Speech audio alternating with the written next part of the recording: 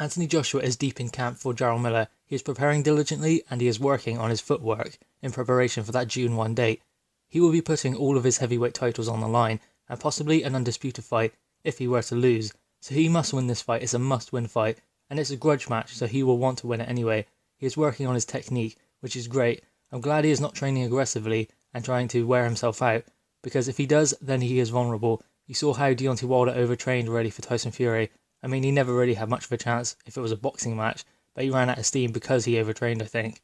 And Anthony Joshua, hopefully, will not make the same mistake. He is working on his footwork to move in and out of range effortlessly. You see how he's making little steps, little adjustments on the pads especially. You can see this is going to help because obviously Jarrel Miller is such a big guy and he is going to try and barrage forward, but Anthony Joshua is going to have to be able to move out the way or stand with him at times.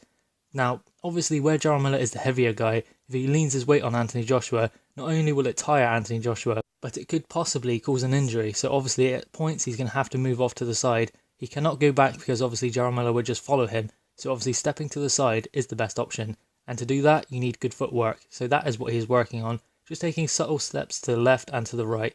Mainly to the right because obviously he is an orthodox fighter. So much of what a boxer can and cannot do in a boxing ring relies on their footwork. That is where your base is. Now, I am not saying that Anthony Joshua is going to go in there and run. Most certainly not. He is going to trade with Jarrel Miller at times. And he is the heavier puncher. So obviously in a trade-off, Anthony Joshua is going to cut up trumps.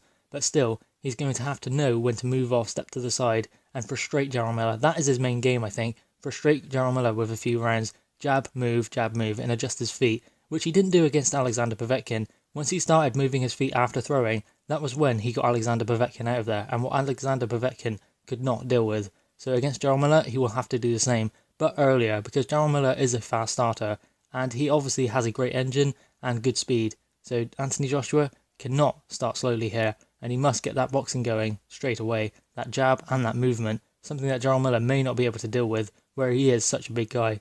Now, he has great movement for a big guy, but still, Anthony Joshua should be the better of the two when footwork comes into it. One thing he will have to be careful with using these little steps to the left, because obviously he is an orthodox fighter, so he'll most likely be stepping to the left, is Jarrel Miller does not wing in a right hand and catch him as he is moving away. So the best thing for him to do is take a slight step back and then step to the left, and then reset his attack with a new angle, because the last thing he wants is when he is adjusting his feet to get caught with a shot he doesn't see coming, because he will be off balance. And obviously he doesn't see the shot coming and it will hurt him. It is always the shots you don't see coming in boxing that hurt you. And that will hurt Anthony Joshua if he is unable to see it and if he is off balance. Sometimes I notice he is off balance slightly. He was in the first round against Alexander Povetkin. He looked like he wobbled a little bit. He wasn't hurt by any of the shots. It's just because he was off balance. And the same against Joseph Parker. He got caught with an uppercut and he was just slightly off balance. So he needs to work on that.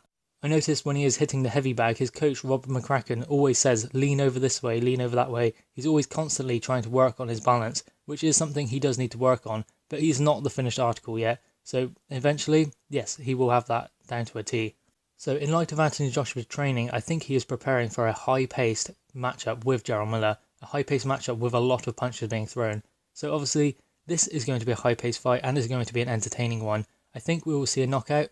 My guess is, I've always said, it's going to come in the 6th round. I think Jarrel Miller will then resolve. He won't have enough to keep up with Anthony Joshua, the speed, the movement and the power. So it looks like Anthony Joshua has a game plan to defeat Jarrel Miller, and it seems to be make him fight when he wants to box and then box when he wants to fight. Then he can beat Jarrel Miller. That is his plan, I think. Use footwork, obviously bring in that uppercut, and hopefully Jarrel Miller will walk onto something big.